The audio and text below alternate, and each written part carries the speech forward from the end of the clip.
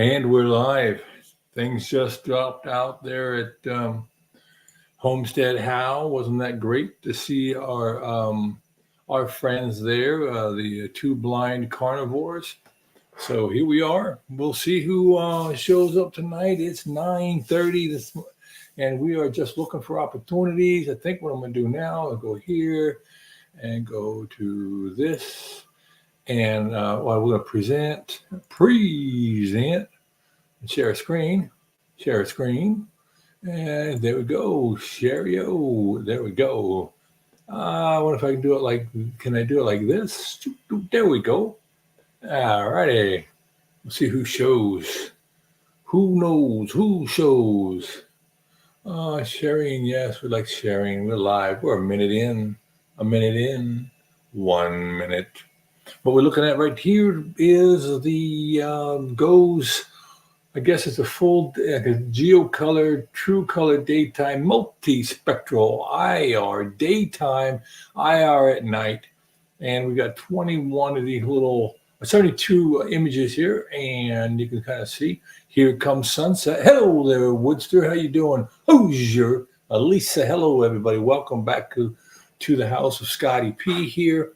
Looking at the weather and looking at the beautiful, beautiful sunset as it moves across. We can see the tropical storm that moved into Tejas, and that's kind of cool. But I think what we're going to do is we're going to go ahead and move that back. Maybe we could go back into Texas just a little more discreetly. With this satellite shot, we'll go ahead and go with the true color animation loop with lightning. How about we do it with lightning? Everybody doing good? Everybody say hi. Scotty's Weather Channel. That's right. This is where I feel comfortable. Those are it's a fake picture. That's not really the one, okay?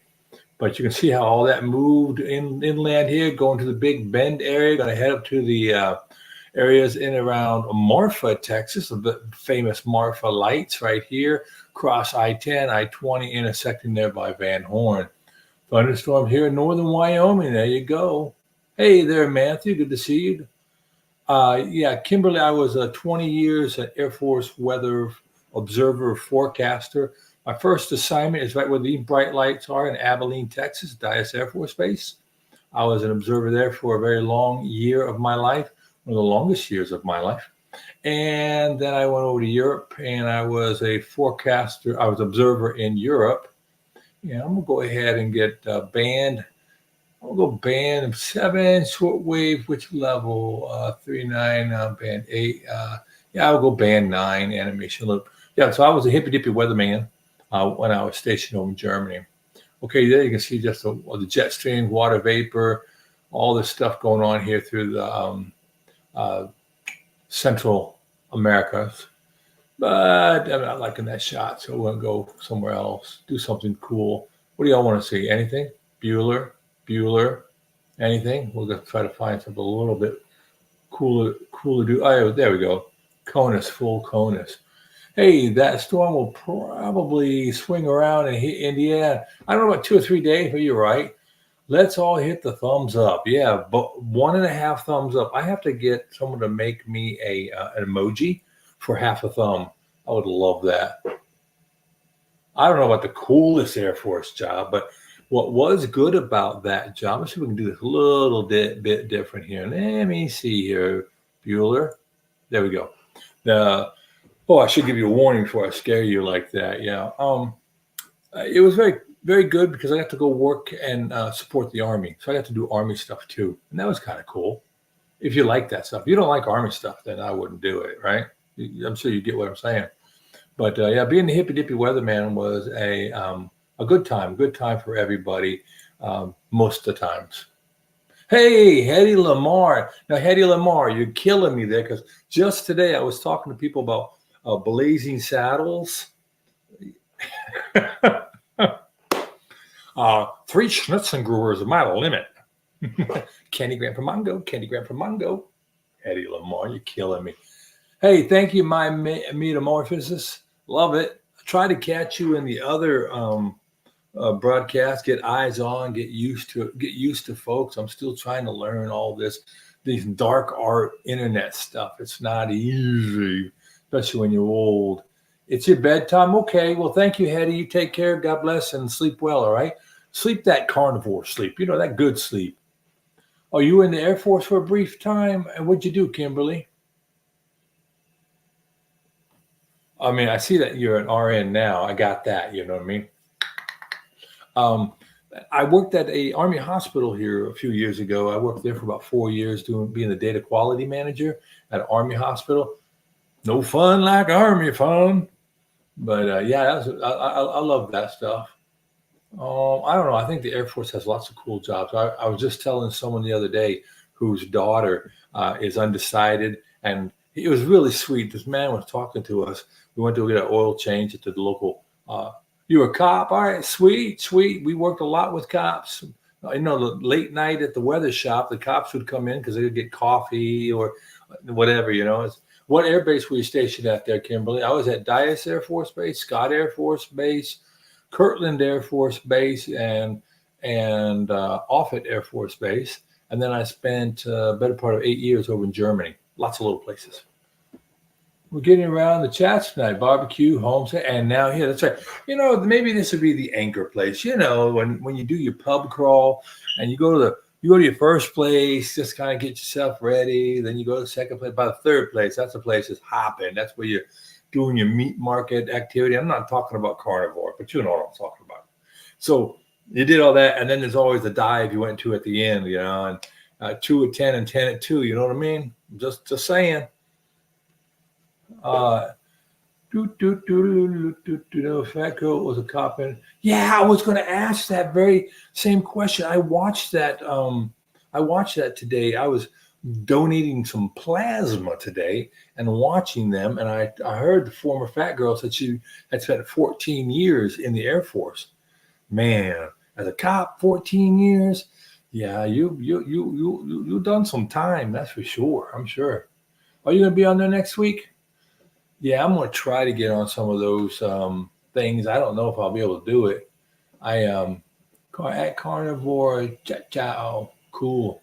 I'm going to try to get on one. I know that the gentleman at JT at the Poco shop, that Poco Moonshine family.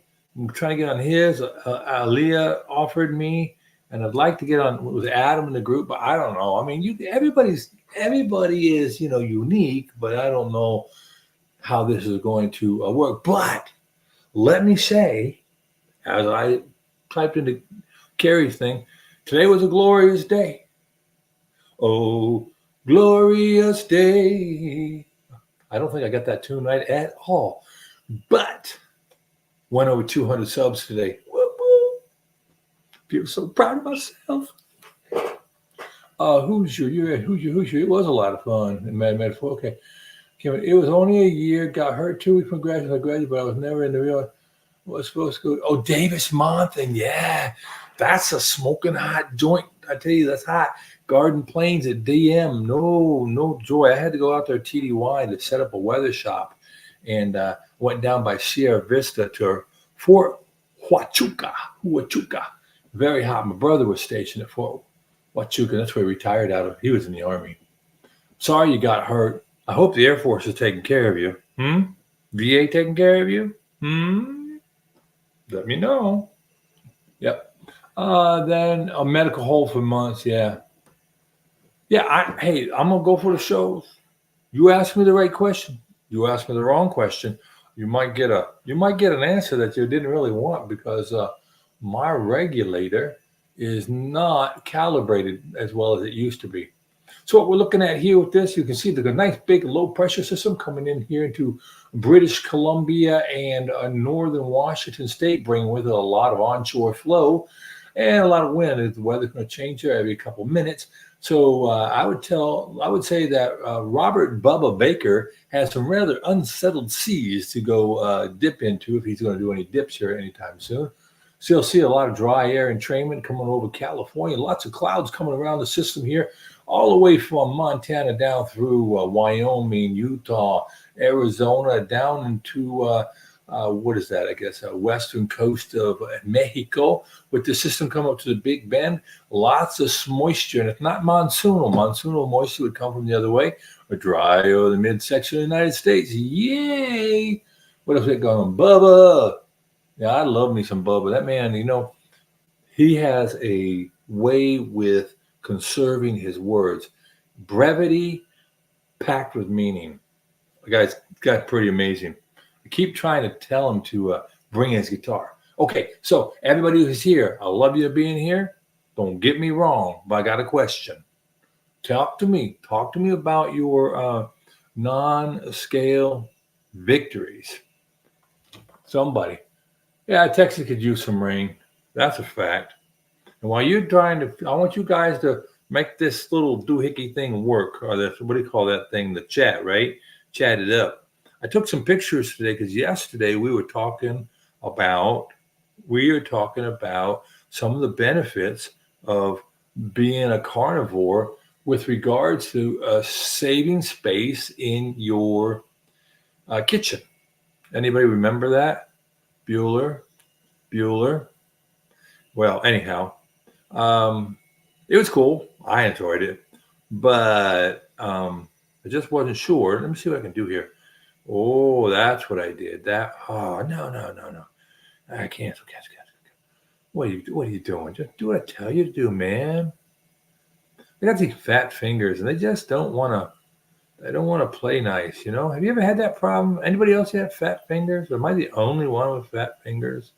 I hope not. What is that?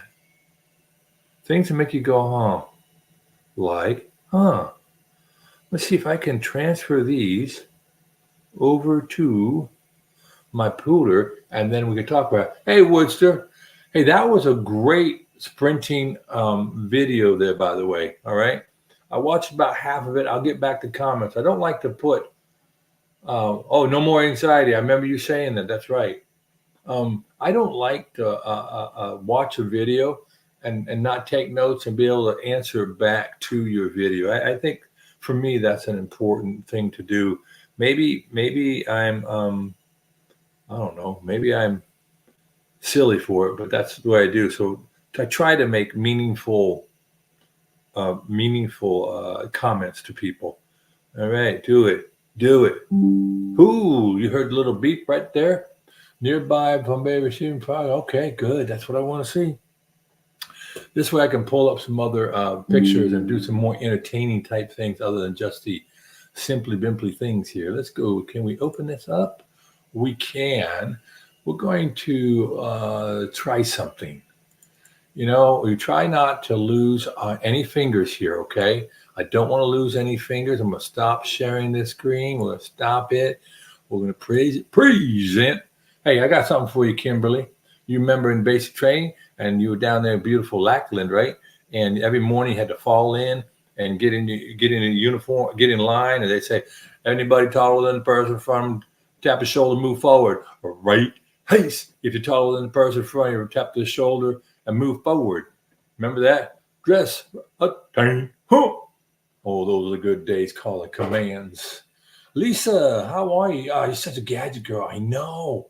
It is a struggle. The struggle's real. Hey, I did more decoration in the office here today. I decided if I'm going to do this, I'll do it. So I put up a degree, and there's a picture right over here under the cross. The cross came from Israel. It's in olive wood. My wife went there, and I got the Lord's Prayer on there. And then right underneath it, I have two nuns playing in the ocean. It's awesome.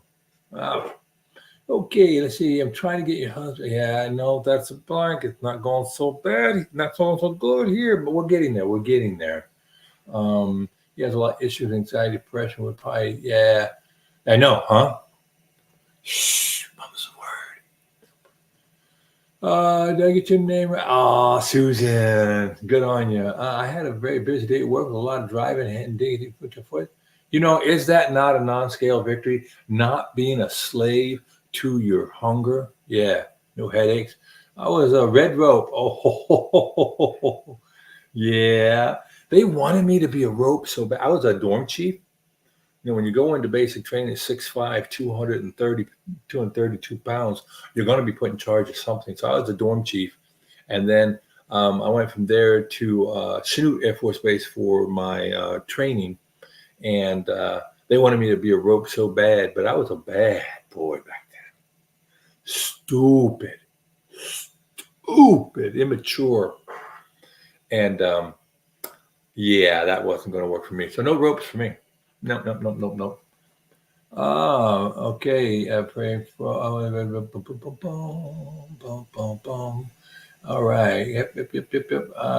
Are you head out in basic? Well, I couldn't hide out. I stood out like a sore thumb.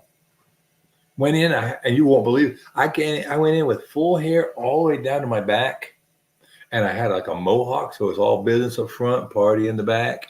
And I wore a sweater with a white shirt and a tie, and a nice slacks, and I had core frames, the shoes that permanently polished. I took those in basic training. They had a good time with me. That was all cool. Mike Shaw, you're here. You missed it, Mike. Mike. I'm gonna do this for Mike, everybody. Y'all please be patient with me, okay? We're gonna go like this. We're gonna go like this. Then we're gonna go up here and go here. Hey, Mike, what do you think? What do you think, buddy? Ain't that the best, Mike? Ladies and gentlemen, what we see here is a tropical depression moved in into central Texas, Gila Bend, Big Bend area, with a lot of dry air over the central areas of the United States. A lot of stagnant air here, a lot of thunderstorms, blah, blah, blah. They already heard it all. How do you like that? Everybody, I want y'all to know Mike Shaw TV, he was a professional weather guesser in the television industry, and I just absolutely love that. Yeah, it's awesome. Joe, you're wiped out. Probably won't stay too long. I got it, brother. I got it. Cool. Good on you. Hey, if everybody's not following everybody, I think you probably are. But make sure you do follow each of you if you have a show. Good. Oh, you got it. No, I used to have it, man. I tell you what, I was a hippy weatherman. So what did I forecast? Out here and by St. Louis, and then over here in Nebraska, over here in Albuquerque, observer here in Abilene, and then a bunch of stuff over in Europe and fun places. They send government people when they don't like people. Let me see if I can do the, that's a day-night drive motion. That'll give somebody a epileptic fit. We're going to go with thunderstorms, and then you can see the thunderstorms light up here. There you go. A beautiful thing. Hello. Hi, dude, you got it. Hello. Weather dude unite. That's right. We got a little ring. My younger brother is a sheriff deputy. That's cool, man. Hey, my heart goes out to all of our first responders. Yeah. Well, let's see that tropical moisture. If you look at this moisture, I think Lubbock is once again going to be a bridesmaid. I don't see anything. There's a low pressure system you can see right here coming into Washington and Oregon, and I don't know that is going to be strong enough to catch this storm before it comes up. It looks like it's going to head Albuquerque area, then come over and blast parts of Colorado and then Nebraska, and there'll be some bad stuff there. Now, if we wanted to really do that, what we would do instead of doing that, we'd just go water vapor. Let's go mid-level water vapor. There you go. And you can see what I'm talking about here. You've got the ridge right here. Massive ridging here. This is digging in underneath. Another system digging in from the northwest. So I think somewhere in New Mexico or Colorado is where the two will meet. And then this will eject out in a rather rapid manner and then play across the upper Midwest, the Mississippi and Ohio, Tennessee Valley. We'll see what happens. Deborah, how are you doing? You checked out some video, Dr. Shonkoff. Yeah, that was something. I'd like you to remember that, Deborah, because I want to be able to talk to that a little bit more. What is Kentucky looking like? Well, Kentucky's a nice place. I'm going to be going there this weekend. I said Southwest Iowa. I know. Well, we'll have to wait to see. The weather is not an exact science. It's more of an art form. But yeah, Kentucky. Well, what we do instead of doing this, what I would do is I would probably go to a different website. Let's see what I can do here, skis. Yeah, I don't know. We'll have to wait to see. I want to go to aviation. Yeah, so if I go to Aviation Weather Center, there's the Aviation Weather Center. There you go. We're looking at down under because that's where I left it last night. But what I would do is we'll just move out. There we go. United States right there. if you like the United States. And you would say, what's it going to be like over Kentucky? It depends on what you're talking about. There it is right now. Not a lot of traffic out in the air there. But if we look at the TAF, the Terminal Aerodrome Forecast, we can kind of look at some things. I think it's going to be pretty good overall right now, but I'll look more in detail in a minute. Where am I going in Kentucky? I'm actually going to right below this area in Kentucky by the airport, right in here. What do you call that? Florence, y'all. Yeah, we'll go see my grandchildren. Love seeing my grandchildren. Weather, not exact science. Yeah, why you love it. Kentucky heat. Yep. Hey, you got information on 2 meetups in October? Let me put that up here on the screen. Oh, Susan, that's awesome. Yeah, I got to local 2 meetups in October. I'm looking forward to. Can't wait to meet some. Yep, that'd be awesome. Matter of fact, actually, since he's right about there, and yeah, we're gonna go up there and visit the grandkids. Going to watch a football game for my grandson, watch my granddaughter do some cheering, and yeah, yeah, I'd like. Who's if you know something, feel free to post it, man. Don't bogart the information by any means. All right. So what I want to do right now, walk or do, is I want to try to do something. Everybody, hold on to your hat. Oh, I should have told you that a little sooner. I apologize. What I want to do, is I don't know what I want to do. Oh, I wonder if I can do that. Boom, boom. Slides? No. Back off. Share a screen. Oh, boo-boo. That's not going to go, man. You're killing me, Smalls. You're killing me. I'll have to figure this out in a minute. Cancel. All right. But yeah, getting to know those things would be awesome. You love StreamYard? I'm not loving it right now. Anyone going to Ketopalooza? I have no idea what that is. Okay, Kimberly, it's all you. I'm talking to Stream. I'm just fine. No. What happened before, why it wasn't working, I have a parent Google, and then I have my Carnivore Google, and my Carnivore Scott, and I was trying to go into Carnivore Scott, and it was wanting me to create a whole new thing, and I was like, nah, man. So when I went back to the other one on a hunch, I got it. So lucky me. And what do we have in here today? We're blistering at 7 people. Yeah, that's good. We have a couple car. Oh, you haven't met? Oh, yeah, cool. Kimberly in Louisville. Yeah, I'm gonna drive right through Louisville because we go all the way up to hit Louisville and hang a hard right and head over that way. Yep. Don't bogart. That's old school. I got your Sandlot reference. I love that. Yeah, well, I'm 61, so most of my references are gonna be pretty dated because I'm not a hip grandpa. I don't go to Kiss concerts or Metallica ones, but when I was younger, I worked a lot of concerts, local road. Guy next to us ran the special event center at the University of Texas, El Paso.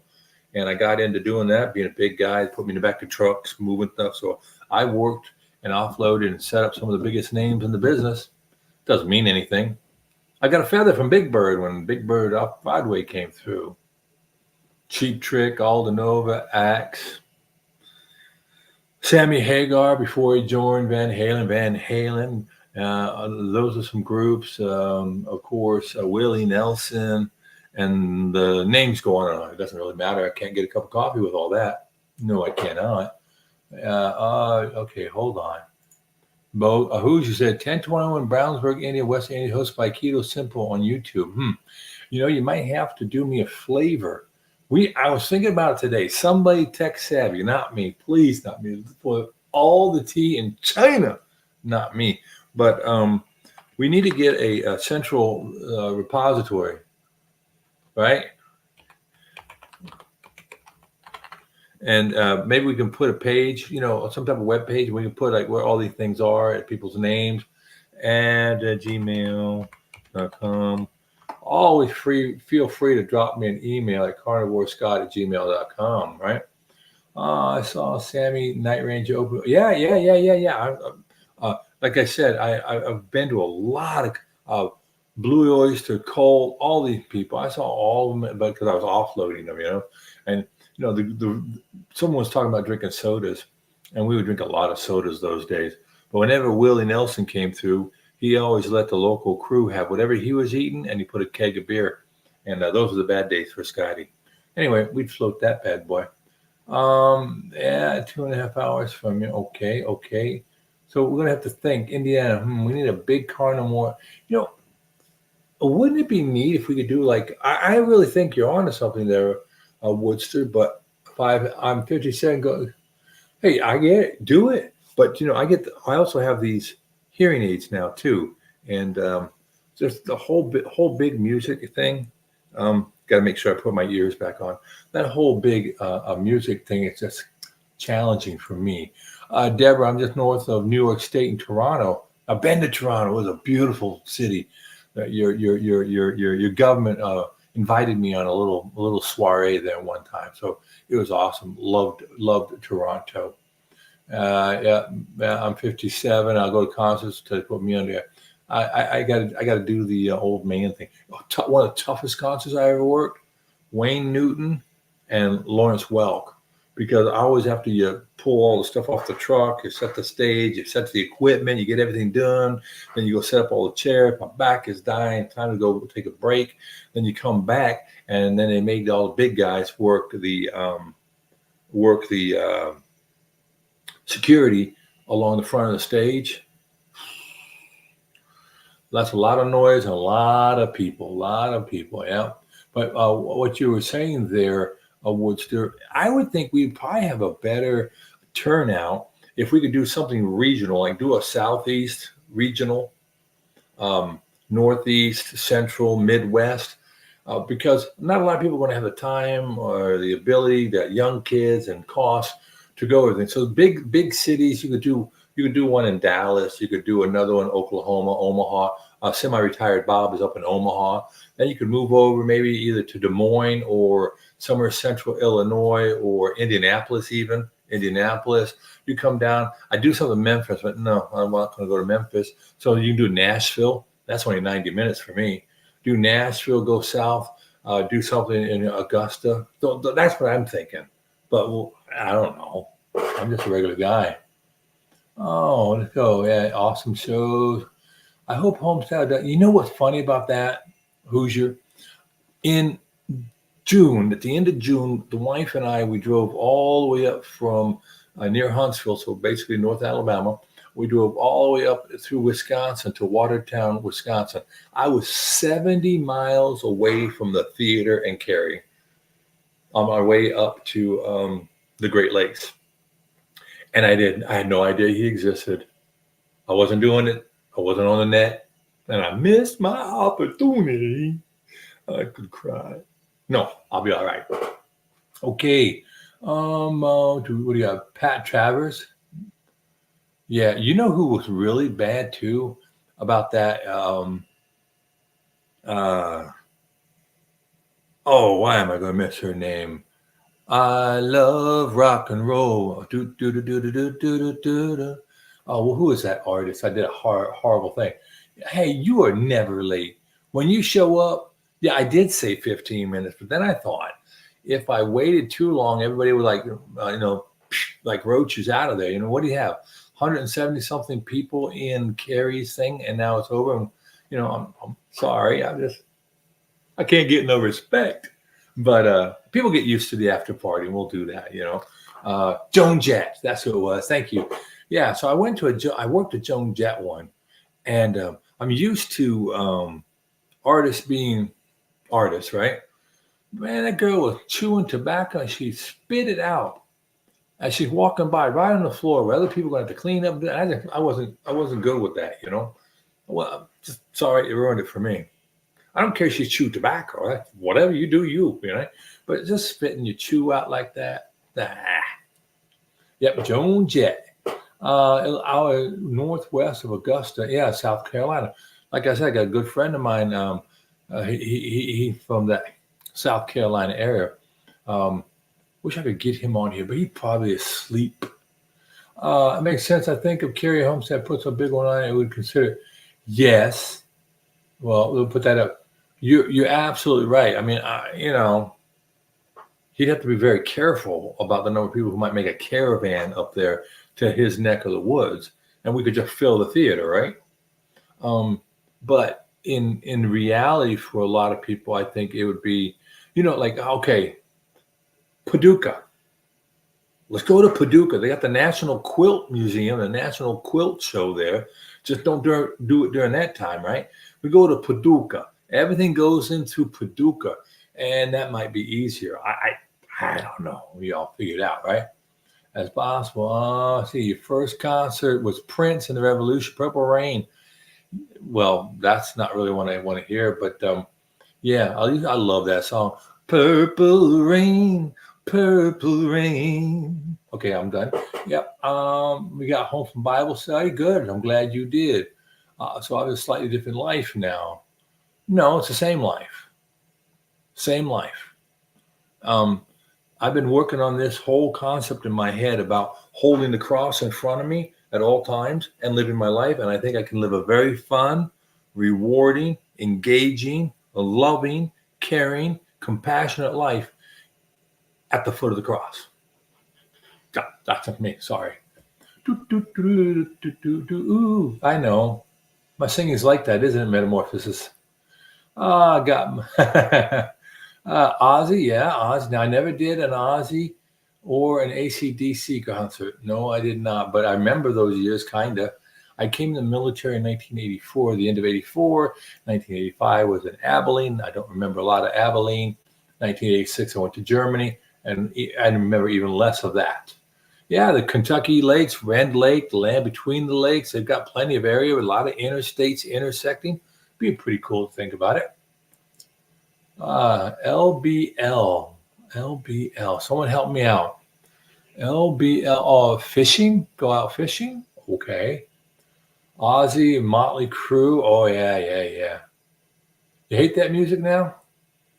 Well, you know what? I want to listen to worship music. I listen to mainly worship music. I'm being slightly deaf, but I can't say I don't like. I like if you listen to Ozzy now. Was it Ozzy? Is it Ozzy? Talking about being born again? Yeah. The first and only concert you went to there was to Sublime. Never heard of them, but a friend who lots of smoking going on, green smoke. I actually went to a Linkin Park concert, and I like that. I liked Linkin Park back in the day. Pass the joint. Now you're not going to bogart it. Christian music for years now. I do listen to oldies and all that, and I do like the Christian music. Like I said, I am in the joyful noise section of our church choir. I don't sing well, but I sing loud.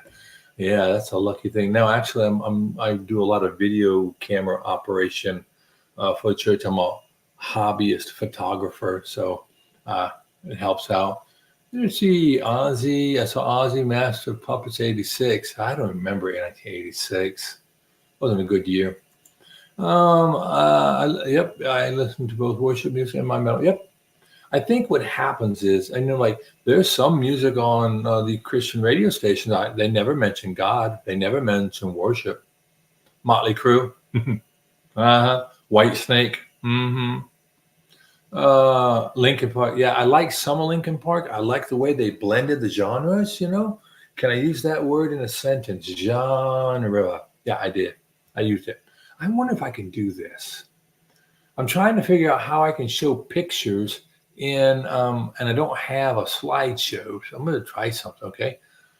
Hey, if anybody wants to do the cam thing and wants me to invite them to do so, I can always try that. Someone else can come on with me, right? Turn me the same good music back at the Linkin Park. Yep. Matter of fact, I have to be honest with you. There, I was. Wait a minute, hold on, I missed something here. Hold on. Land Between the Lakes in Kentucky. Oh, okay, Land Between the Lakes. When Kerry said it's hard to keep up with the traffic, he wasn't kidding. He was thinking about me. And there I went dawdling away, and now I have nothing in my brain. Oh, I was looking up some music. You see a guitar back there, well, back there, and I don't really know how to play it. But I was trying to get some music and learn how to play it. But it's a nice prop, makes people think I can do it. They tell me, you can do it. No, I can't. But what I wanted to do is figure out how I can present my boom, boom, boom. It's not a video file, and it's not slides. I'm gonna try it. I don't know what's going on. You have no slides from my computer. No. Maybe we'll see what's happening. Animation keynote. No, can't do that. No, can't do it. Well. Yeah. Let me see something else. I'm getting perplexed, and when Scotty gets perplexed, I wonder if I can do it from here. Open it up in here. Oh no. See, that's just showing it. I want to do walk-a-do. That's something my dad used to say all the time. Walk-a-do. Dads are awesome. They got great dad jokes. They do wonderful things. Oh, so I want to talk, Deborah, you wanted to talk about Dr. Shonkoff? Anybody want to hear a little bit of knowledge-y stuff? We don't have to if you don't want to, but I might try StreamYard to see if I like it better than Ecamm Live. I've never even heard of Ecamm Live. I don't know. What I want to do, they say they got the thing, what is it? Google Slides, Google Docs, Google Earth, Google Travel, Chrome, Google. Search, map, play, drive, calendar, count, photos. Maybe not. I was just going to show you pictures of what I ate today. It's not that big deal. Okay, Debbie, yes. At Carnivore, yes, I'd like to hear more about the doctor. Okay, so the good Dr. Shonkoff. I'm going to bring up a little bit about Dr. Shonkoff here. I'll pop over just a little bit about him. And okay, so when I share what I'm about to share, please know that this was a number of years ago, in another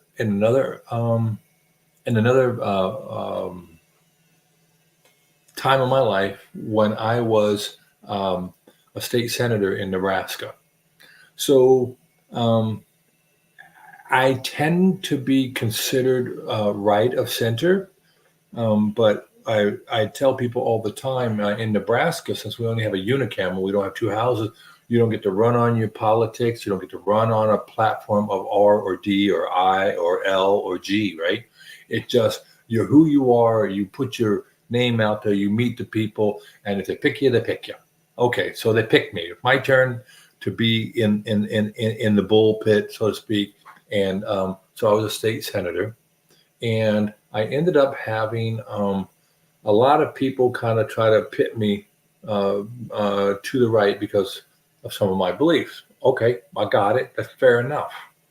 But they found out that they had an advocate in me because of, and if you could see that, Dr. Jack P. Shonkoff.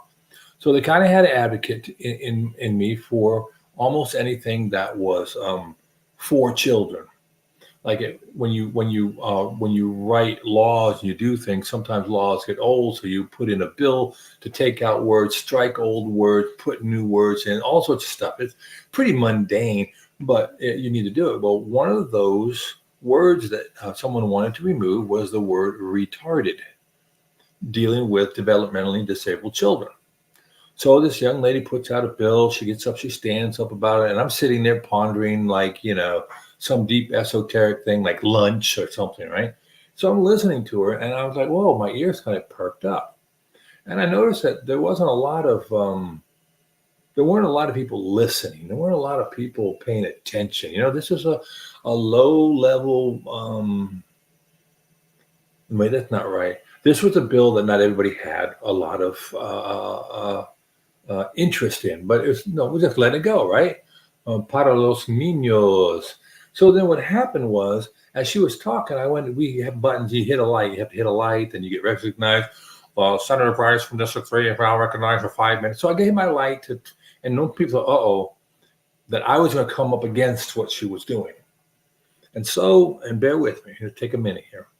I got up and I made an impassioned floor speech that had everything to do with the fact that when I was in kindergarten, Mrs. Scarborough's right there, y'all, for Hercules Drive, won't forget it, the very early 60s, thank you, middle 60s. When I was in kindergarten, I was identified as retarded. I was moved to the front of the class. They put the dunce cap on me and put me in a corner. And then later on, they took me down to the classroom for the mentally disabled, developmentally disabled. Yeah. All right, I'll get right to you, Hoosier. So let me see how I do that. Let me go. There was a button that said invite. Invite, and then can I do copy? Okay. Did I copy it? Copy. Okay, good. Now I'll just put it right here and we'll see what happens, Hoosier, okay? So there I am in the kindergarten. I'm identified as a mentally retarded child. They moved me down to the special room. So here's the deal. My dad was in the Army. This was the 60s. Children were to be seen. If my dad or my mom wanted something from me, they would ask me the question, and I would give them the shortest possible answer. Jump how high, permission to land. Pretty much the way it was. And so I didn't offer a lot of chit-chat. And I had a speech impediment. And so I was labeled as a retarded child. That doesn't work out well for you. Well, my parents heard about it. They went down to school and they raised Cain, and they realized I wasn't retarded. I was well disciplined. So then they moved me back into general population, and so that wasn't much better. So this lady's up there talking about wanting to take out retarded. So I got up, I made an impassioned plea, and I recounted this story. And by the time I was done, you could have heard a rabbit pass gas at 50 yards, and everybody's attention was there because now the pardon me for saying, but the largest, loudest, meanest, scariest person in the place was choked up, as I related that. And we got everybody to jump on board really quick like that. So anyway, after I did that, now they said we have an advocate in him. And so then they came to me, all the children people came to me, right? And one of them came to me that for early childhood development. And I was like, look, man, we put a lot of money into child and education. I'm like, I don't want to hear it. I don't want to hear it.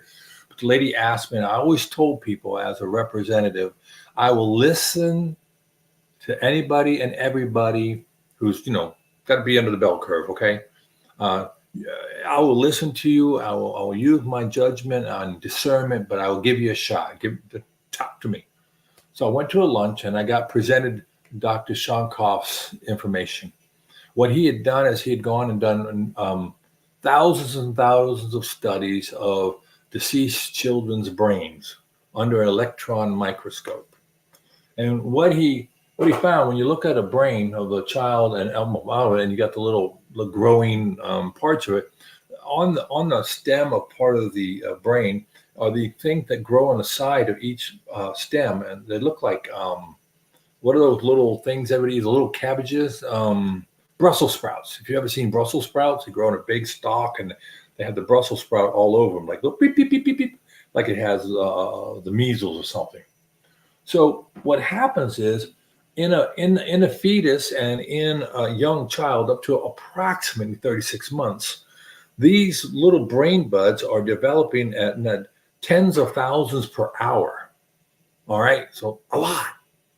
And then something happens at the 36th month that the body says, okay, we're done making the brain buds. And the body starts to remove those buds from that stalk. And those are your memory chips, it turns out. And they were trying to find out why it happens. And Shonkoff is the one who found, and he offered this idea that those are brain buds that were never stimulated, so the body was never said, "I don't need them." So how does that apply to what we're talking about?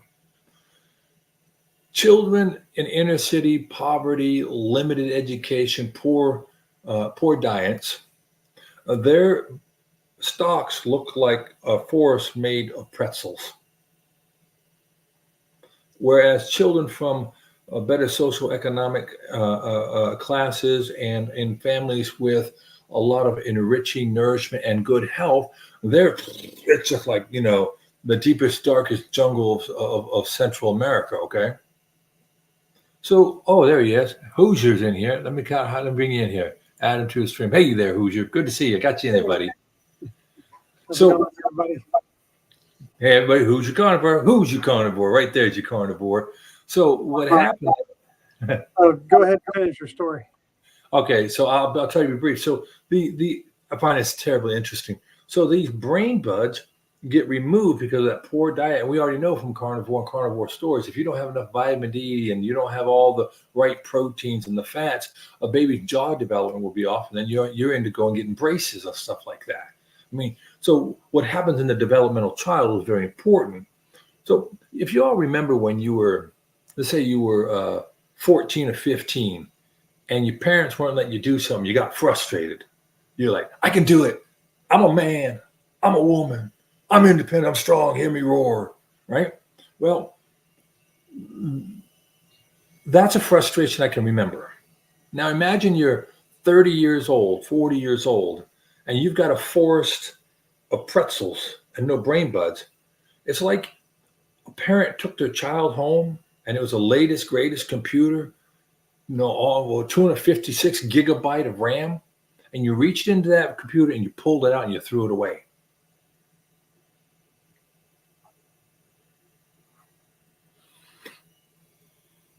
So it's so important that babies and young children get the proper nutrition at that 36 months, because what happens is by the time they get to school, they don't have the RAM they were born with. That's why this is so important. And you think about, if you think about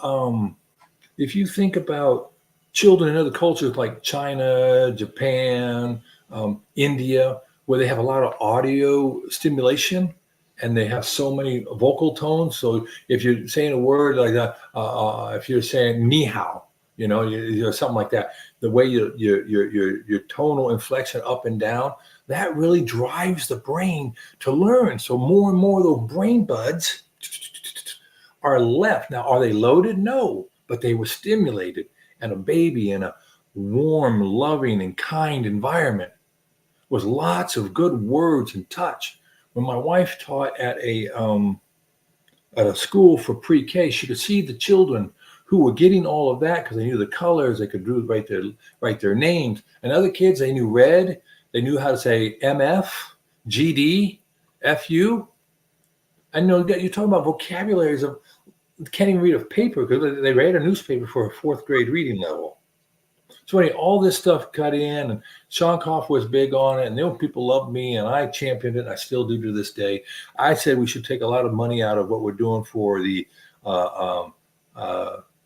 not take money out of, but redirect money to where it's more effective and helping parents understand the impact of good diet and nurturing and telling the child, there are other words you can use to express yourself, and there's soft and there's pokey and there's sticky and there's gooey and there's red and fuchsia and magenta and all the different colors, because you're setting your child up for success later on. Anyway, that's my Shonkoff thing. Sorry I went on like that. Hoosier, take it away, brother. Hey, thanks for having me come in. Absolutely. I put this on because we were in a little heavy metal conversation. Earlier.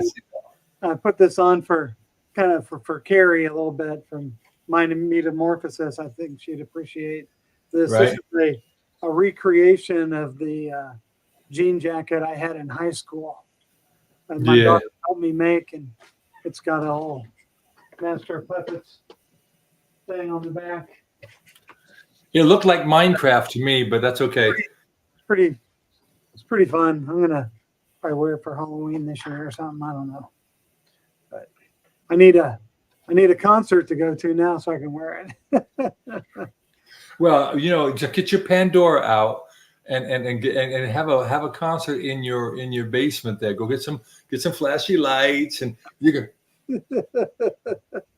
Yeah, that's cool. That's really cool. Turn on some Garage Days and crank it up. Yeah. So I see you got your garage there. Is that your hobby room?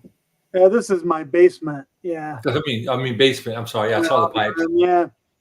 I got a little eBay business on the side, and that's a lot of my inventory and stuff that I do that part time. Very cool. So what you said, who's this? I can attest to it and help him with ADD. Yep. Specifically, it's not something I've spoken about yet on my channel. Yeah, I get it. Yeah. My son's got ADD, ADHD pretty bad, and he's got a little bit of a learning disability. And I know improving his diet's going to help, but it's tough. He's 12 years old with an attitude, and but we try to get him to eat as good as we can. Well, there are the things you can do, and then the things you can't do, and you just try to do the best you can, right? Yeah, that's all you can do. He's a smart kid. I know, he's got a lot of potential. You just gotta, break him out of that. I think a lot of children are smart. Did you remember Dr. Holland's Opus or Mr. Holland's Opus? Have you seen that movie, Mr. Holland's Opus? With Richard Dreyfuss. Yes. Yep, I remember it.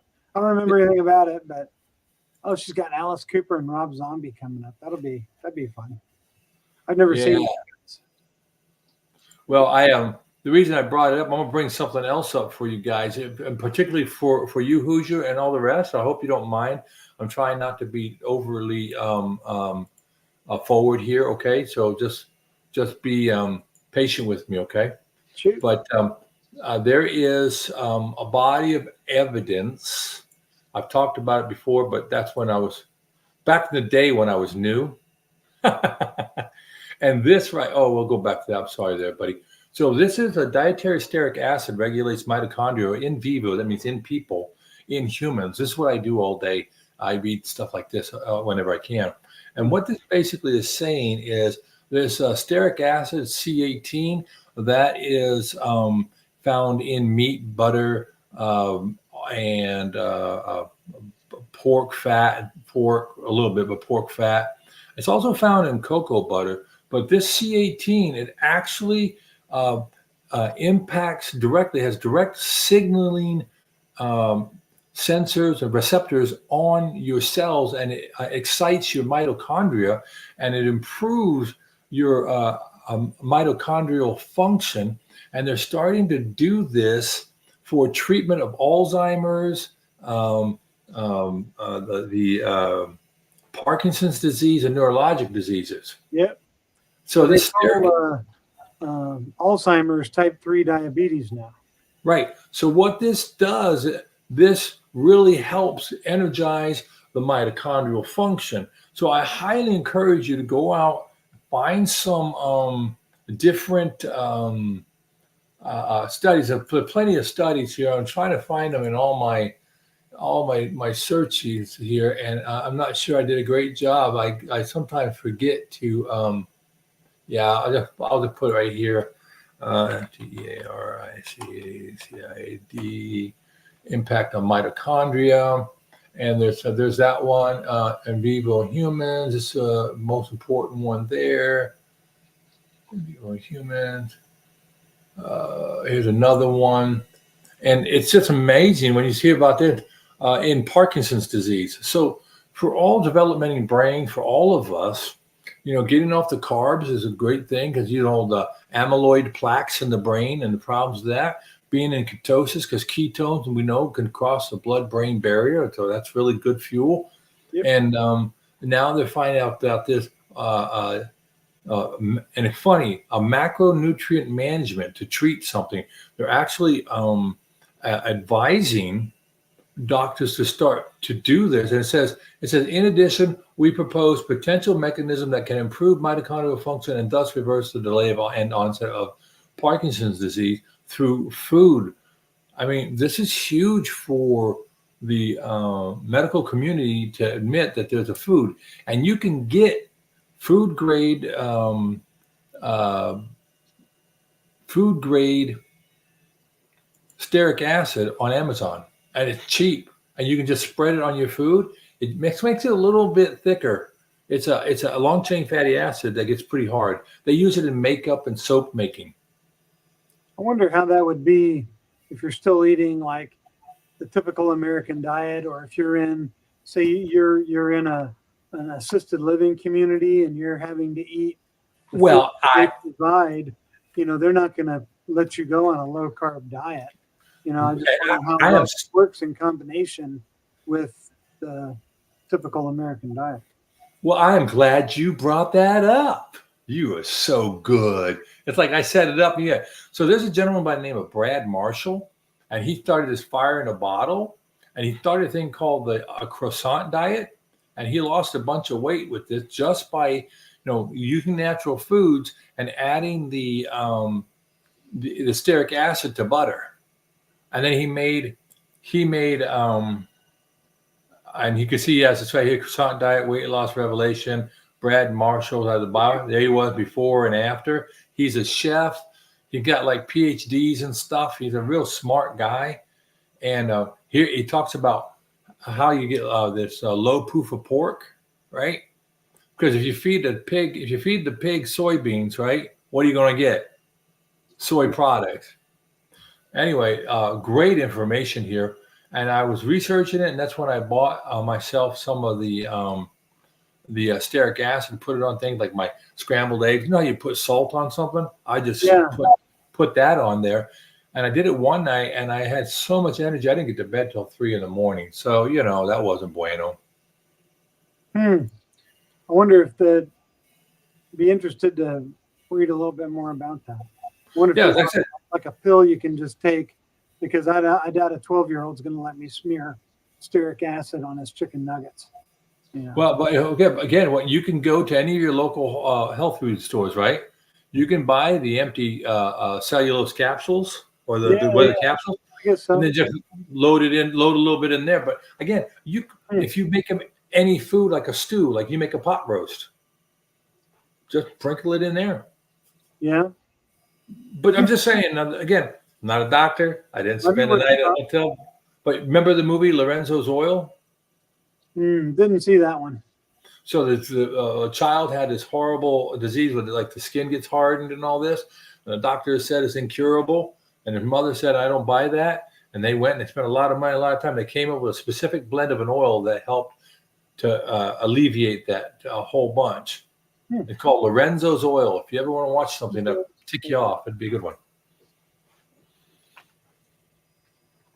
All right, so what do you got? I'm going to check a couple of things out. Okay, here we go. Mike Shaw, it's hard to convince people Carnivore won't kill you. You guys are doing a great job of getting the word out. Hey, we're trying to.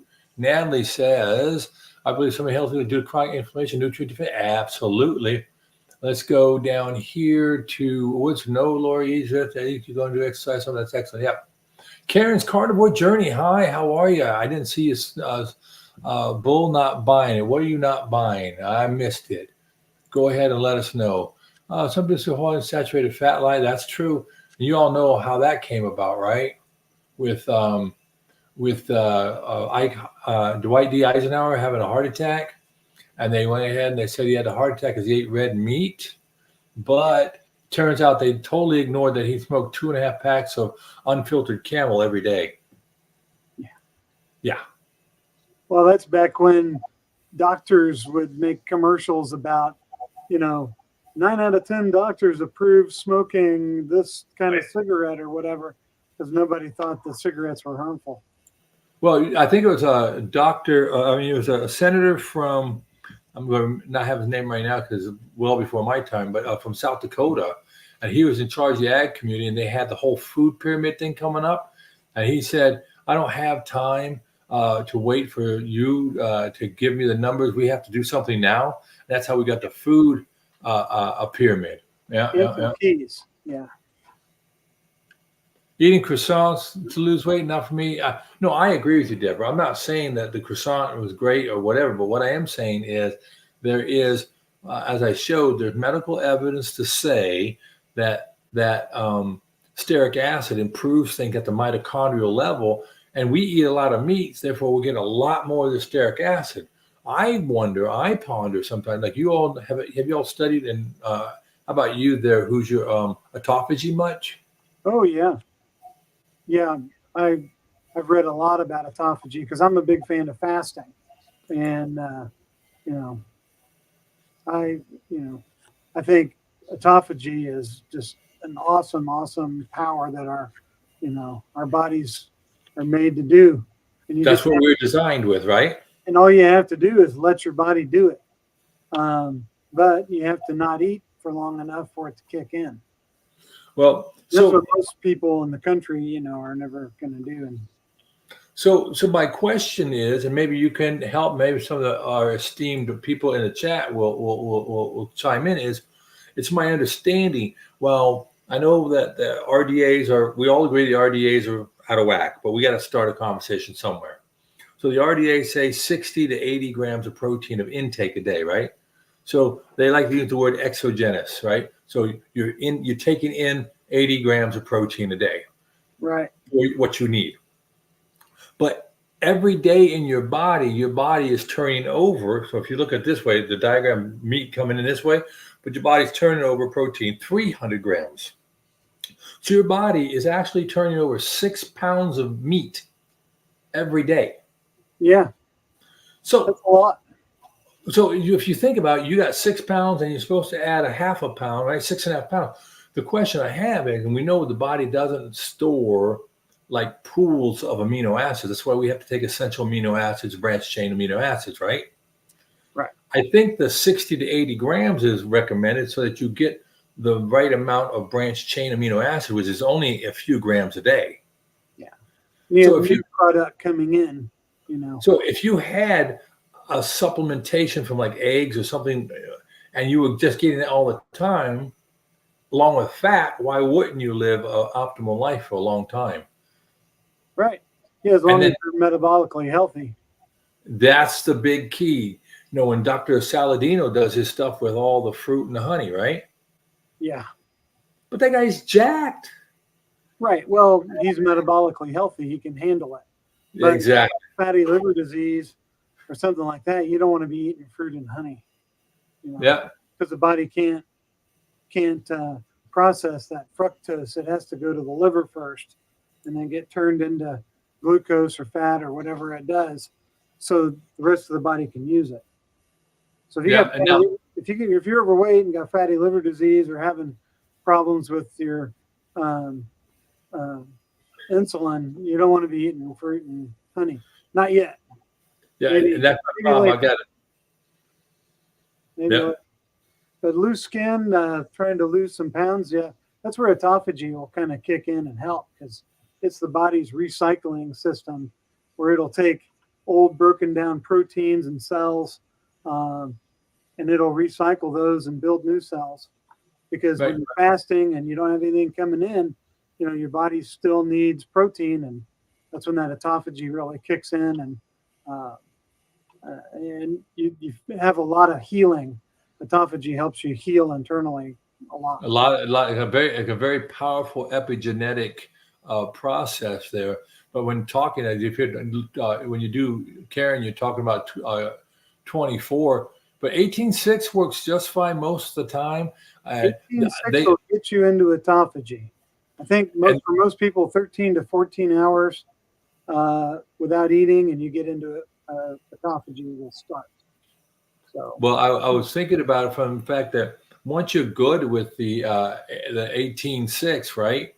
Just forget one meal. Get too busy one time. Don't panic. Mm-hmm. And then you're gonna get to that 20 hour, because a lot of studies say anything past 36 you're getting no benefit for. Maybe some will say even 30 hours you're getting limited bang for your buck. What's that called?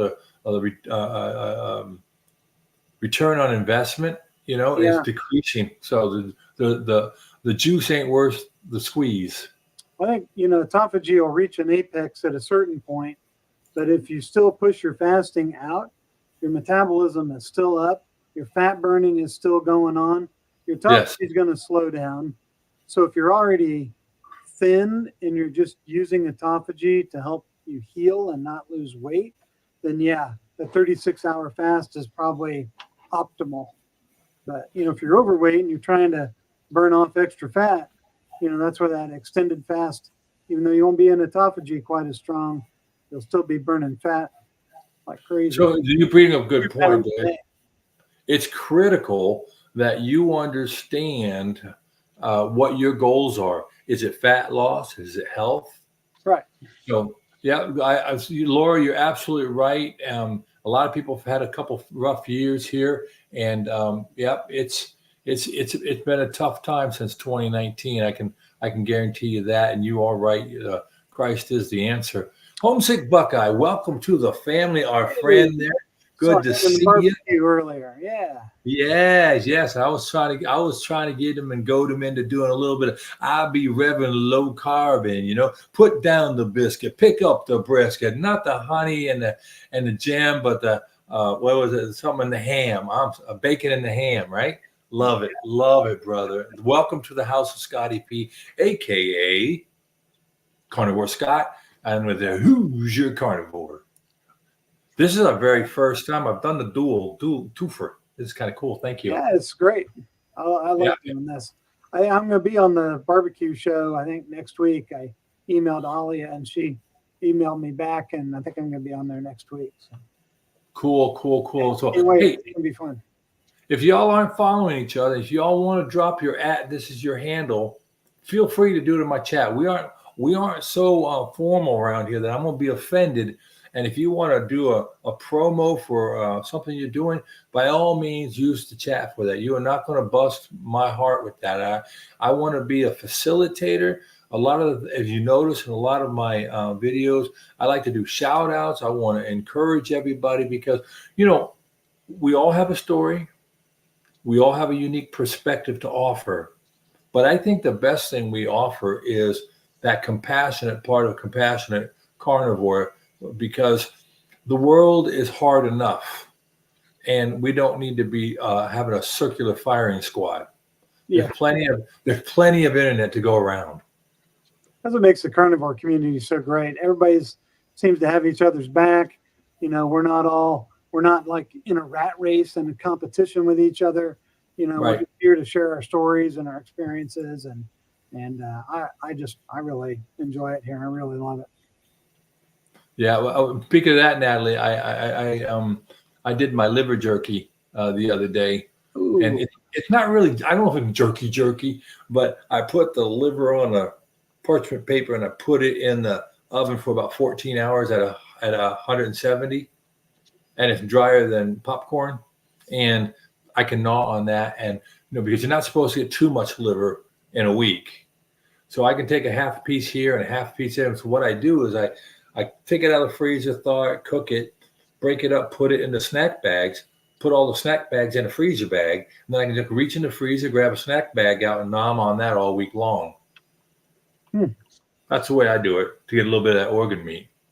I'd be willing to try some liver jerky. Not a big beef liver fan, but I was thinking about getting some chicken livers and maybe doing a little pork panko and deep fry them and try to make them a little more appetizing. Well, for me, I remember growing up. Y'all remember? Anybody here remember the 70s and the 80s? Anybody? Bueller. Okay, and you were maybe in high school or something, and you're trying to lift weights and get bigger, and you go get that Weider protein, and it tasted absolutely horrible. I think I tried that once. Yeah, I could drink that, and in the military, we got to go to funny little schools and learn how to eat things that were still crawling and not quite deceased. And so, yeah, you can do a lot. Yeah, so that is a good, Matthew, good idea there. Just nobody has to do and get uncomfortable in what they're doing, but we all can be a N of one experiment. You have to know what's best for you, and whatever works for you, that's what you need to do. I think I heard Kerry saying this the other day. We do not need to become what happened to a lot of vegans. This is not a theology. This is not something to get all knotted up about. Yeah, I don't see any of us standing in front of a vegetable delivery truck, on the street, refusing to let them pass like a crazy vegan would. Yeah, and a meat truck or something. Well, you go ahead. It's a cult of sorts, and I feel bad because I know there are a lot of people who have some moral issue with eating animals. I get it. Yeah. Okay. Well, I don't against animal cruelty for these big chicken farms and cattle farms and stuff. I mean, look around Indiana. You look at all the bean fields and corn fields. If we didn't have all that, there'd be Indiana just in our land mass, and we're not a very big state. If we did grass-fed beef and pork and free-range chickens here, there's enough land in Indiana to feed the whole country, and they would all be treated ethically. So, yeah, desiccated, and you bet homesick. I'll send out a link to everybody. You know how that goes, but you bet desiccated liver. I know that my cousin's wife, she gets big bags of either desiccated liver or desiccated cow lung, and she uses that to train her dog. She does an animal rescue. That's the one who lives not too far from Kerry, and she rescues animals, and that's what she uses in a positive reinforcement. Desiccated beef lung. Yeah. So Laura says liver pills. Yeah, Braunschweiger. I know. I love me some of that. I can eat that, but it's hard to find clean Braunschweiger. The stuff you get at the store usually has a couple of grams of carbs per serving, and I saw some of them had like cornstarch in it. And I'm like, well, you're the guy with the grill and you like to cook. Cook yourself up some. Go get a recipe. I've seen it pretty simple. You just cook up the liver, but don't do it like I do. Keep it. Make it cook, but not like a brick. And then you scrape it to make sure there's no hard pieces in there, right? You know how like if you're in chicken, when you want to get that out of the tenderloin, the chicken breast tenderloin, you got that little knobble in there. You can take your knife and kind of pull it out, right? Not a butter knife to get it out. Strip it. Just do that with the liver. Put it in the blender with some fat, some sautéed onions if you want. You don't have to. Make my own Braunschweiger. Yeah, absolutely. All it is, all this stuff is spices in blended meat. Like I was talking about it in the other broadcast. When I wanted to get a lot of protein, I was eating a lot of chicken. I would take a pound and a half chicken breasts, cut them up, put them in a blender with some of the chicken drippings, some heavy cream and butter, blend that for 5 minutes. I could drink a pound and a half of chicken in about 2 minutes, and it wouldn't bother my jaw. It's going chicken shake. It tasted the taste was like a hot chicken soup, like a cream of chicken. That sounds good. But it did, if I didn't grind it up long enough, sometimes the fiber of the meat would be a little gritty on my tongue. But I drank it all down, tasted great, felt good, and then I just took another slug of water, rinsed my mouth out. It all worked out good. Mike says, my neighbor gave me some bass and crappie he caught at local lake. Great neighbor. Yes, that is. I had crappie. Tonight we had cod tonight, so that was really good. Yeah, Karen, this is one of the good things if I think about this whole. You bring up a very good point about the way we look at this and what we're doing as opposed to a diet. It's a lifestyle that really goes across a lot of areas of your life. And I want to think and say that by doing this, you've so simplified. There's no calorie counting, no macro counting. Eat till you're full. Clean out your cabinets. You don't need 60 different spices, 14 different flavorings, right? We talked about that last night, right? The latest before this, she was eating very little. Yeah. You can lose weight doing that. You just can't do it for very long. That's right. Your hormones will take over. And next thing you know, you'll be in the drive-through at a fast food restaurant. Yeah, I love the smoked baby oysters. Used to love those, but you're right, it's too bad. Okay, you sent me an email, homesick. Thank you very much. I'll check that post show. Laura says, I find a German deli for your fresh livers and a Landjäger. Yes. Yeah. I used to love it when I was in Germany. Like I said, I spent about 12 years there, and I spent a lot of time at the cake shop. I may not say it right, Konditorei. Yep. And pastry shops, where they don't use as much sugar, but you still have all the bad stuff. And I could eat my volume of my head in German cakes.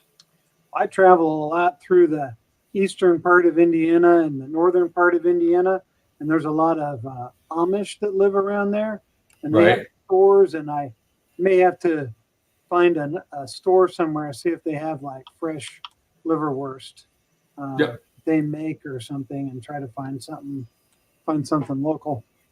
They make really great butter. I got a place I go, and I get these huge bricks of Amish butter, and it's so good.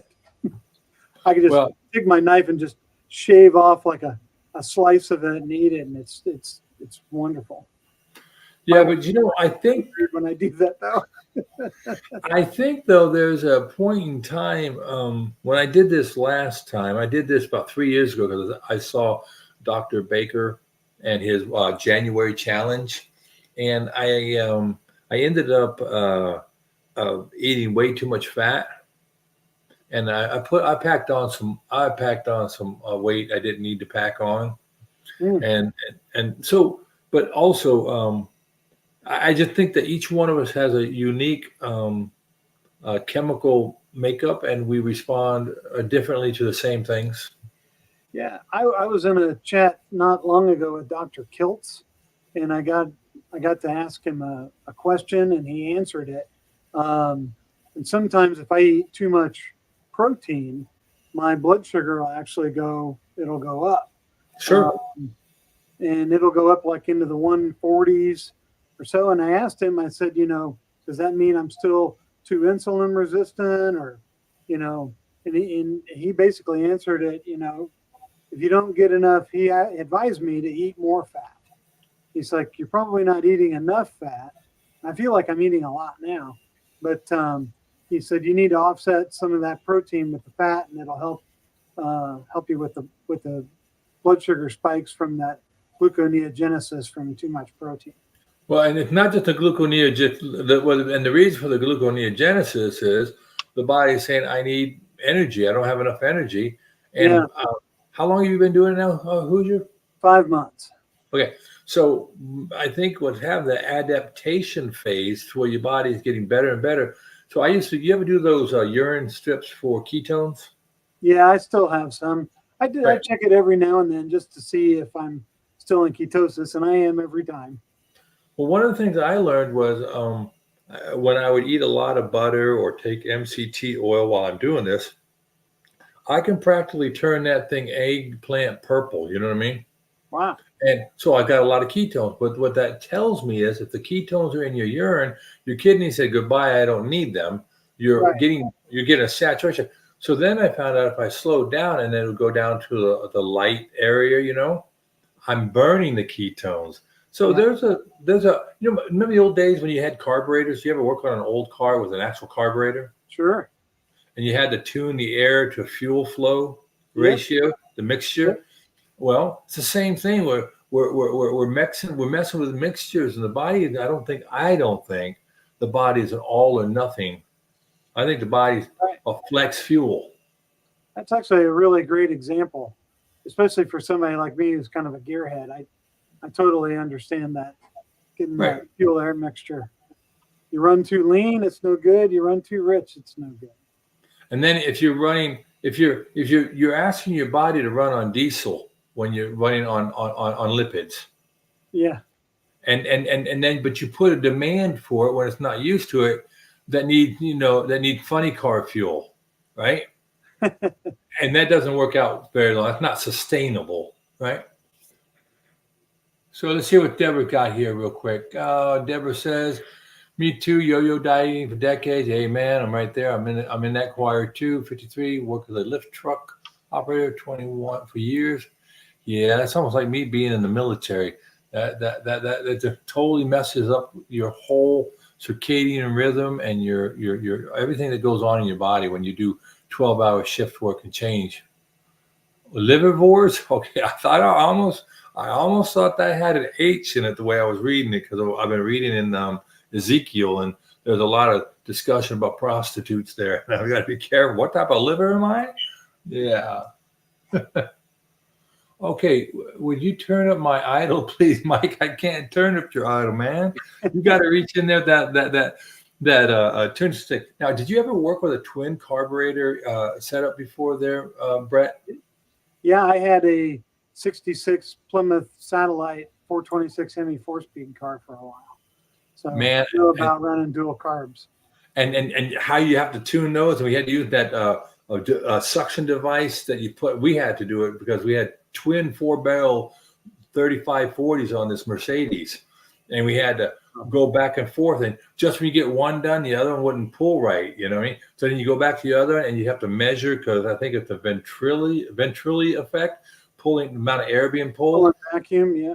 Yep. And that's how we had to do it. This is in the 1960s. So it's only been a minute.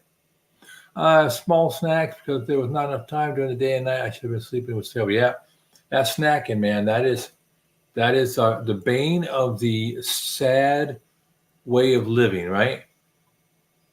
Oh, okay, your dad worked in one. Keep me up. Yeah. Did I say the word right? Conditorei? Anyway, that's a way you pronounce it. Yeah, it's basically a cake shop. And if you go to Germany, you can go to the Konditoreis, right? And they're very fancy, and they have all sorts of different types of cookies and pastries and cakes and coffee and hot chocolate. And you sit there and you enjoy your time, your conversation. You read a book. It's not about turnover.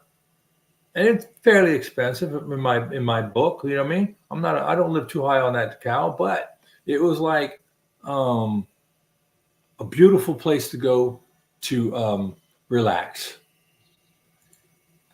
Okay, time. Never been. Vielen Dank.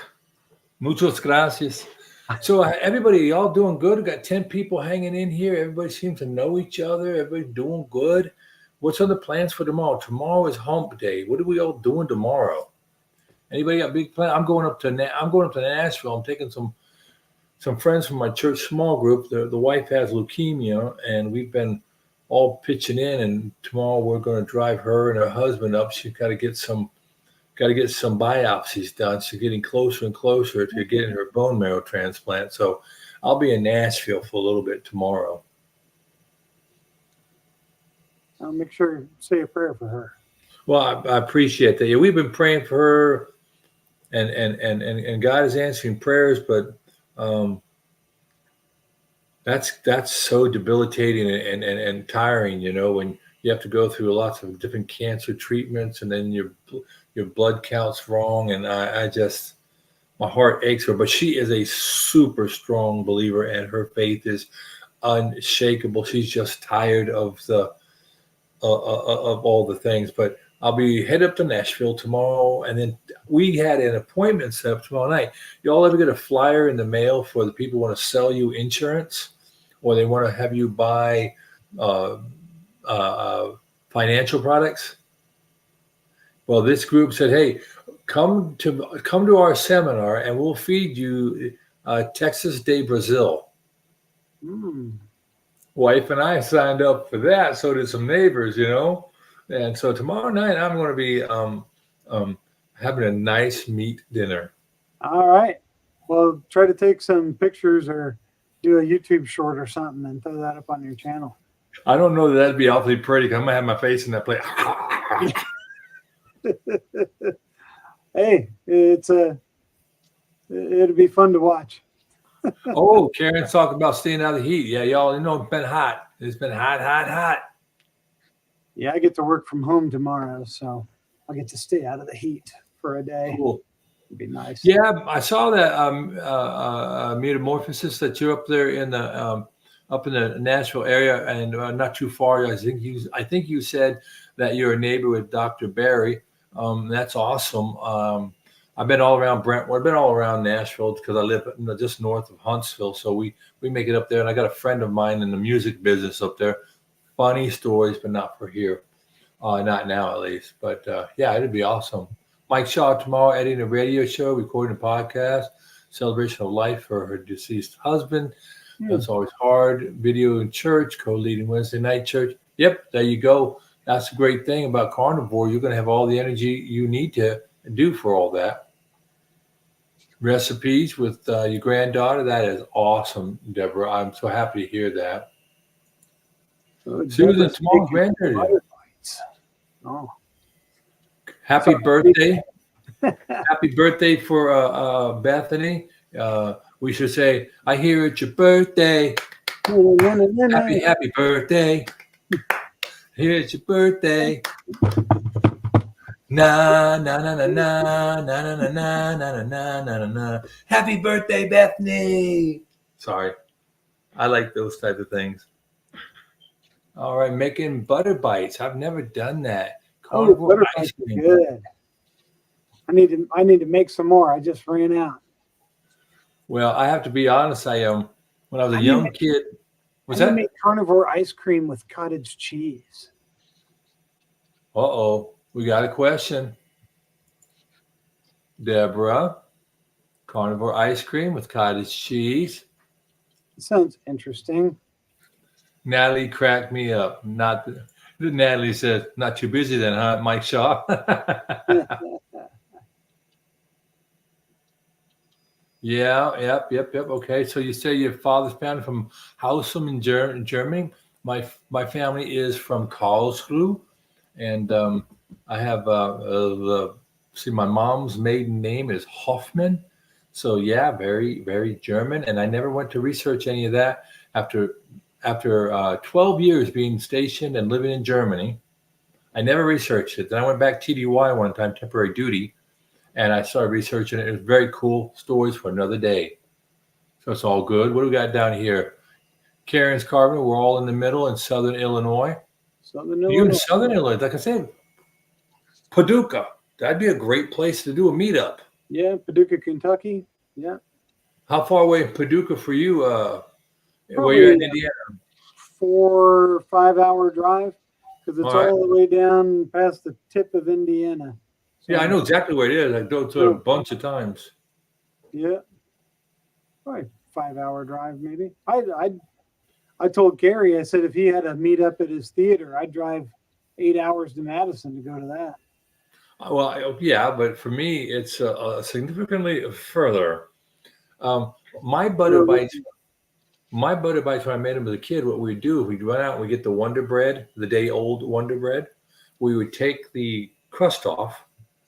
And then you know how you take white bread and you can kind of crush it and make it flat, like almost like a tortilla? Yeah.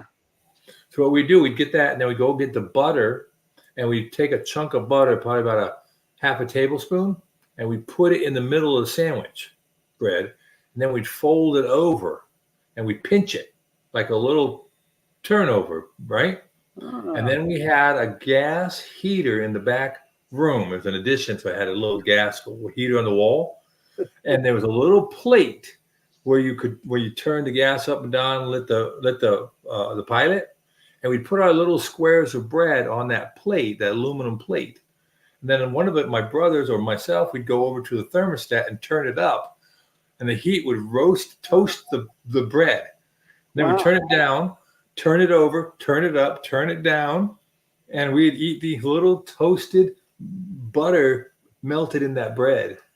Wow. And my dad was like, what the heck is going on with the heater? In here? You boys are toasting butter bites again. Yeah, I love butter. All right, what do you got? Hold on, I'll let you know. Okay, here. There's your answer. Hold on, I'll let you know where to find that. Hoosier. And Mike says he got a grandma from Sicily. Grandpa from Naples. There you go, brother. So you're 100% half Italian.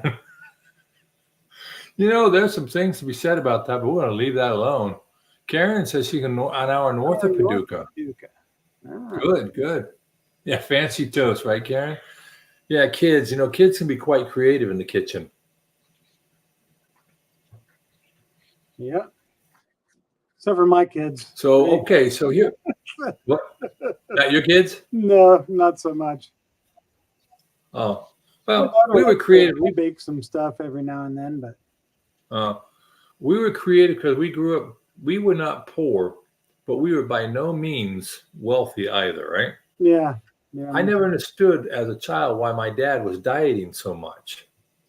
And every night we'd eat dinner as a family, and we'd all get a serving of food, and then if we finished it, scarfing it down, my brothers and I, we'd ask my mom, Mom, may we please have another serving of whatever it was? And Mom would always defer to my father, and she'd say, his name was Ron, or he is still Ron. He'd say, Ron, would you like some more? And he goes, No, I'm dieting. What we realized as adults is he wasn't dieting. He was saying, my children will eat more before I will. Yeah. So he's a sweet man in that way, even though he was pretty authoritarian, but he really did have our best interests. And he's the one who taught me to love liver, taught me how to hunt and clean ducks and rabbits. So not all bad. Yeah. My dad taught me how to fish and work on cars. Well, my dad tried to teach me how to work on a car, but I don't like getting dirty. I really have an aversion to being sticky and dirty. When I took the ASVAB test, I maxed the mechanical, and I'm pretty good at it, but I don't like getting dirty. That's why I do data and weather. Yeah. Oh, what did it say? And never bet against a Sicilian. Remember the movie? A Princess Bride? Oh. My kids are 16 and 12.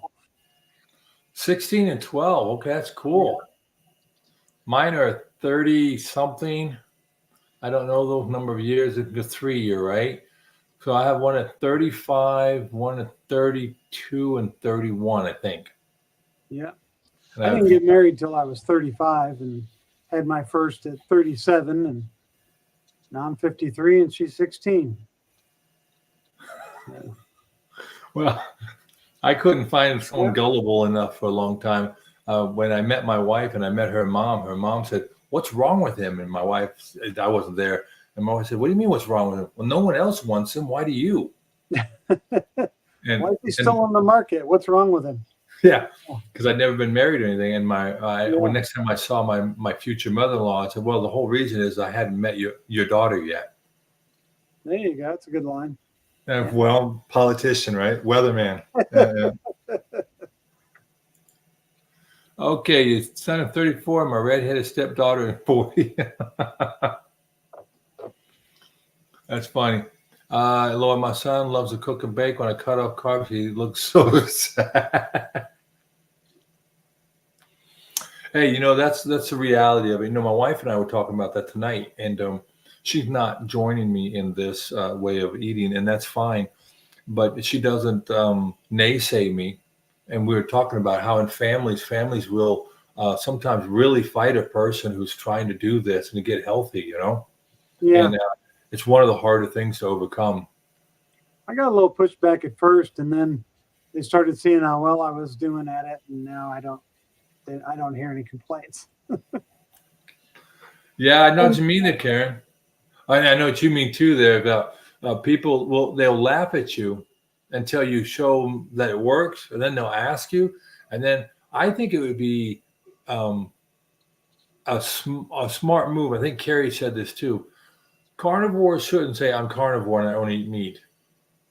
Carnivores should maybe say something, "Well, I'm on an elimination diet and I've been taking things out of my diet and I keep moving. And if I put them back and they make me feel bad, I just don't eat them." So people go, "Oh, you're one of those. Oh, yeah. Fine. Yeah. But you hit them straight up with, "I do crack cocaine." It doesn't work too well. You know what I mean? Yeah.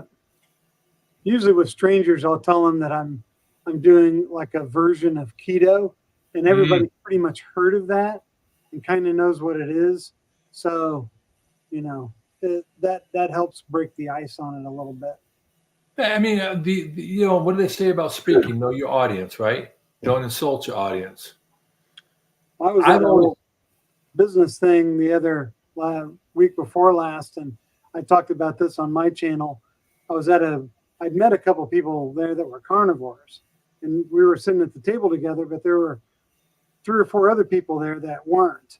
And I was eating a plate of fish, roast beef, and some chicken. And then I had those cups of butter like you get at restaurants, the little foil peel off top. And it was real butter. I checked the ingredients on it. And I was eating this butter along with bites of my roast beef and fish. And I was getting some pretty strange looks from across the table. The 2 carnivores at the table knew exactly what I was doing. But the other people, I kept getting these glances, and I'm like, I know this is weird. This is what I'm doing. You know, and then once they kind of asked me a couple of questions, and then I said, yeah, I lost, you know, a bunch of weight in the last few months, and, you know, my health's really improved a lot, and I really like the diet. And they're like, well, yeah, good luck with that. And I think they're, you know, still the school that, you know, saturated fats are bad for you, and eating too much beef is going to clog your arteries. And, you know, they don't know yet. Sometimes what I do is I just tell people, oh, I'm going to go back for seconds. I like to get my vegetables in less, you know, and then I just don't get them. And when I used to do the senator thing, they used to have a lot of, we would call them the rubber chicken circuit, right? And we do things. And so that's what I would tell people when I did it back then or whatever. But now I just tell people, well, I'm leaving room my plate. I want to get my good nutrients in first, and then I'm going to go back. And then I just don't go back. Yeah. They had like a beef and broccoli thing. And when I was up there getting some of this beef on my plate, people were looking at me. I'm like, yeah, the broccoli just won't stay on the spoon. I don't know what it is. I just keep getting beef. The broccoli just keeps falling off the spoon. I don't know. I think the thing that gets people is when the way we eat fat. Like if you have a nice ribeye or whatever you happen to have, and you relish that fat, and then you actually eat that fat, and everybody else is cutting all around it, and they're like, yeah, dude, what's wrong? And you're like, oh, don't worry about it. Or eating butter like the steak and butter gal does, and just have a stick of butter. Because I do that. I've always done that. I have a bad butter addiction. So, yeah. Eating meat's an easy sell for people. I think they can understand that. But when they see you eating butter or eating like pieces of fat from your steak along with your steak, that will get you strange looks. So, Susan, congratulations on the 12 grandchildren. I have 7. But I think 1, 2, 3 of them are brought in from previous marriages of the spousal units. But if you're my grandchild, you're my grandchild. You're gonna get loved on, and you're gonna get presents and cards. And when I see you, we're gonna wrestle. And I'm gonna give you a noogie. And big old grandpa likes to get on the floor and mix it up a little bit. Yeah. That's awesome. Yeah, I hopefully now that I'm doing this, I'm getting healthier. You know, I want to be around for my grandchildren because my father passed away when he was 61 of cancer, and he missed meeting my wife by days, and he never got to meet his grandchildren. So, yeah, that's a tough one. I know. I was stationed overseas in Germany when my mom passed, and I missed her by 3 days. And we knew she was sick, but we didn't know what was going to happen. And none of my children met my mother and can remember her, you know? Yeah. But, but the thing is, with today's medicine, and if you take care of yourself and you don't get crazy, I think a lot of people make it at 60, 65 before the real impacts of the standard American diet start to take the effects with the insulin, losing joints, losing body parts, and whatever. I mean, cancers, obviously some of them are fed by different things, but But that's not a reason to lay back. So good on you, Brett, for taking the bull by the horns and doing it for the right reasons. But I really do get concerned a lot of times. And I've been hearing a lot on channels about people taking a step back, like the Carnivore couple, I want to say, some other folks, is like putting out videos 2, 3, 4, 5 days a week, hosting shows, being on shows, answering things. It eats into your life. And we have to be very careful that we understand we have to take care of ourselves, but we also need to maintain our relationships with the people around us and not let something get in the way like YouTube or the diet to be so dogmatic that now, yes, you're healthy, but no one likes you anymore because you were such a jerk. Not you personally. Right. Okay, someone talked about Jordan Peterson. I want to go see that one. Hang on. Natalie, Mike Shaw, no, I didn't get food right in the child. I think they came across Mike Hollis' dad. Yep. And my brain has gone dead on me. Jordan Peterson. I do the same thing sometimes, right? Isn't that telling you something in this carnivore community that a person as big and reputable and known as Jordan Peterson is oftentimes referred to as the father of Michaela? Yeah. Yeah, Jordan Peterson, he's a smart man. Probably one of the smartest living men. I love his mind. I could listen to him talk for hours. He scares me because he's so smart, you know. I like how precise he is and how well thought out everything he says is. It's like he's able to articulate exactly what he wants to say and say it. You know. Have you noticed his tempo of when he speaks? Yeah, he's very even keeled. But he very, like you said, purposeful in the selection of his words, and he shows a tremendous amount of grace. Yeah, because he'll say, "I can see why you feel that way, and given the situation, but have you considered this?" Yeah. He doesn't just come out of the crowd and say, "You're stupid as a rock." Right. Yeah, he gives respect to his whoever's questioning him or opposing him. He's not overly, confrontational or aggressive. So what's this like, Sean? It's probably the lion diet, mm-hmm. It's, making him, a little more mellow. Well, I think he alludes to that each time, like when he was on a Joe Rogan podcast, and Joe Rogan asked him about it, and he said, "Okay, now we're into something. I'm not a dietitian. This is just my experience." But he's very sure to make sure he didn't get in legal trouble, right? Yeah. And he just talked about his opinion, but he says, the mental clarity, the anxiety reduced, because there's just so many things. I mean, I've seen a lot of comments here where people are talking about all the things in vegetables that are out to get you, right? Makes sense. He talks about that a lot. Right. So you talk about inflammation, right? Yep. All right. What did he? I'll read this. Okay. Yeah, he did suffer from achalasia, and he digested food properly. Yeah. I know I've gone through so many things. I've never anything horribly bad, but definitely my bloating was historic, and now I'm not nearly bloated. And my wife has said, "You're not as bloated as you are," and I go, "Amen."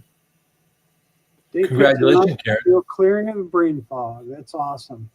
I think I'm on about a day 155, something like that, I think. I started on St. Patrick's Day. Oh, good for you. I'm on day 34, so I am still in the honeymoon phase with all this. So tell me, Karen, how do you feel about Justin? What's your feeling there? I'm not getting it, And Deborah, amen. This whole thing with politics today, it's gotten way out of hand. I don't care where you fall on the spectrum. I can work with anybody who's willing to have an even keeled, fact based. Even if you have passion about it, right? I'm willing to talk to you about it, like you heard me say before. But I don't think a lot of people, not all of us, probably not carnivores, but I really believe that we've allowed someone to define what good behavior is, and I wish they would bring back dueling. Oh, think about it. If you said something hateful like these people said, but you did that back in the 1800s, you'd be out like Aaron Burr was. You know what I mean? We're going to use pistols. Actually, Alexander Hamilton is the one that's out. Well, but it was Aaron Burr and Hamilton, right? Yeah. So the idea you should be held accountable for. I mean, we believers know that you'll be held accountable for every word you utter. But if some of the things people utter about other people that absolutely are lies and they're defamatory, I'd like to meet you out on the front lawn, just you and me, and an inability of you to run. Yeah, that'd be interesting because I'm a competitive pistol shooter. So. Oh, I understand. I do competitions. Shoots. So, yeah. So. Yeah. All right, Metamorphosis. We'll see you. Thanks a lot for hanging out at the after party. Be sure to invite other people whenever you get a chance to. And that's that we do this all the time. You know what I mean? We've been trying to do this. I'm gonna try to do it maybe Monday through Friday, Monday through Thursday, after everybody's kind of done and things die down around 9 o'clock, and I can spend an hour and a half out here doing the old Jabba walking with people. But I think that the after party is a good idea. What do y'all think? Everybody good with that? Yeah. Yeah, Mike, I remember you saying that we should talk about that sometime.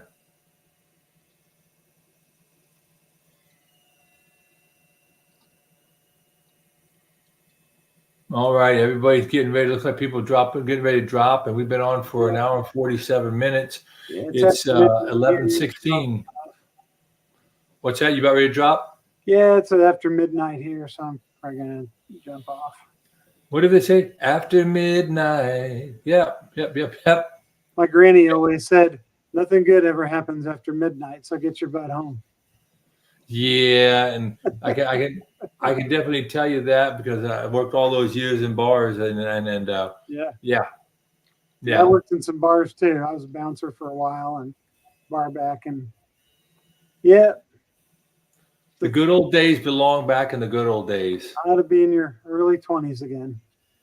Yeah, I don't want to go back unless I can go back with the knowledge I have now, right? Yeah. Yeah, right. So tell you what we'll do. We're going to go ahead and sign off. Hey, Brett, I appreciate you taking time to come out here and listen to me blow V8 all this time. And for letting me join in. It gives me some extra practice for doing my lives. And, maybe next week when I jump into the barbecue chat, it's good. It's good exposure and good practice. And I really love chatting with you guys and interacting with everybody. It's a lot of fun. I really enjoy it. Well, and all you all who came in here tonight, it'd be hard for me to go back and name everybody all the way through, but you guys are so kind to devote so much of your time to what we're doing here. Again, if you want to evangelize about it and let other people know that there's a place to hang out in the late hours, talk a little carnivore and share. If they're believers, great. If they're not believers, even better, because we're all about letting people know that as followers and practitioners of the Christian faith, we don't hate anybody. We don't dislike anybody. But we're going to say, hey, what you do might not be exactly right, but I'm not going to judge you because that's not my purview, right? So sure. Let's find common ground. I like to say, I don't know, but I do another channel where I read the 1 year chronological Bible every day. Yeah, I heard you mention that. And so one of the things I like to say, and I may not have all the proper words, but I always tell people, I hope that you are Jesus free, because with as a follower, right? And you go into the cross, you keep your eyes on the cross, you'll be free of this world. That's what our goal is, right? To live in an upright manner, and by doing that, you become free from the world. We're in the world, we're of the world, but not in the world. In the world, not of the world, right? And so I think by doing that, whoever it is, I'm not going to cast any stones or anything, but we will, and I will freely admit my faith. And someone asks, I'll gladly engage, and I'm okay with that. I think that we need to do that. That's what's great about the carnivore community too, is no matter what religious background you come from, we're all humans and we all need to eat the proper human diet. And it's something that we all have in common. That's right. And that's a great, like a unifying thought, and returning to our ancestral health is a unifying thought. And I think we can find common grounds in all of that. And who knows, we might even get a couple of recipes on how to make some ice cream. Oh, yeah. Yeah. Where's that cottage cheese ice cream recipe? I think that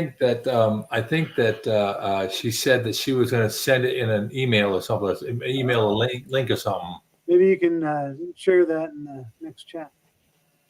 All right. Well, you all take care. God bless. And we'll see you around the neighborhood sometime here in the very near future. All right. All right. Again, Brett, appreciate you. Hey, thank you. Good night, everybody. Okay. Bye-bye. I'm going to end this broadcast when I find the right button. I found it.